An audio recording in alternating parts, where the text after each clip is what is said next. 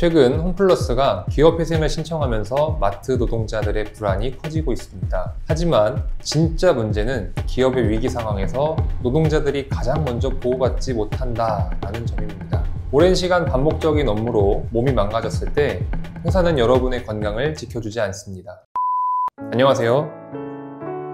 저는 노무법인 안정에서 근로자분들의 산재 보상을 돕고 있는 노무사 문성근입니다. 오늘은 마트에서 식품 진열 업무를 오랫동안 반복하며 무릎이 망가진 한 근로자가 어떻게 산재를 인정받고 총 6,400만 원의 보상을 받았는지 그 과정을 소개해 드리겠습니다.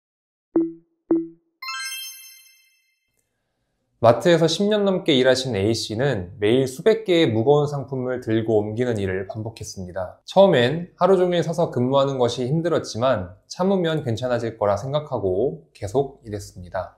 하지만 시간이 지날수록 양쪽 무릎이 심하게 아파 병원을 찾게 되었고 결국 그 왼쪽 무릎 상태가 악화되어 인공관절 수술까지 받아야 했습니다. 오른쪽 무릎 역시 근육 경직과 통증이 지속적으로 남게 되었습니다. 산재 신청을 고민하던 중 회사에서는 퇴행성 변화다, 고령에 따른 자연스러운 현상이다 라며 산재 인정을 거부했습니다. 심지어 A씨가 근무했던 마트는 폐점된 상태여서 근무했던 기록까지 찾기가 어려웠습니다. 이런 어려운 상황에서도 저희 노무법인 안정은 A씨의 업무와 질병 간의 상당 인과관계를 입증하기 위해 3가지 방법을 사용했습니다. 첫째, 정확한 의료소견 확보. 반복적인 식품 진열 업무가 관절 손상을 악화시켰다는 병원의 소견서를 확보했습니다. 둘째, 업무 환경 분석. 하루에 몇 번이나 허리를 숙이고 일하는지, 얼마나 무거운 상품을 옮겼는지에 대해서 철저히 조사하였고 함께 일했던 동료의 진술까지 확보했습니다. 셋째, 폐점된 마트 근무 이력 입증. 급여 명세서와 국민연금 자료 등을 통해서 실제로 A씨가 근무했다는 사실을 철저하게 입증하였습니다. 결국 산재가 인정되어 장애급여 5,500만 원, 휴업급여 900만 원을 포함한 총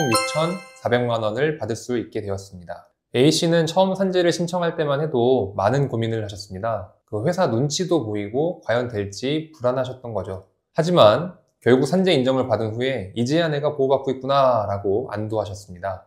산재 보상은 단순히 금전적인 보상이 아니라 이것은 노동자로서의 권리를 지키고 앞으로도 걱정 없이 치료를 받을 수 있는 권리를 확보하는 것입니다. 기업이 어려울 땐 수많은 대책이 나옵니다. 하지만 노동자가 다치고 힘들 때는 오히려 회사가 여러분을 외면하는 일이 많습니다. 하지만 여러분이 몸이 아픈 건 절대 여러분 개인의 잘못이 아닙니다. 반복적인 업무로 몸이 망가졌다면 산재로 인정받아야 합니다. 많은 분들이 괜히 회사 눈치 보인다, 나이 때문이겠지 라고 하시면서 스스로 권리를 포기하십니다. 하지만 실제로 산재 승인을 받은 분들은 한결같이 말씀하십니다. 처음에는 망설였지만 지금은 내 권리를 찾았다는 것만으로도 마음이 놓인다고요. 여러분의 건강을 끝까지 지킬 수 있는 방법을 혼자 고민하지 마시고 꼭 전문가와 상담을 받아보세요. 앞으로도 꼭 필요한 보상 정보를 전달하겠습니다.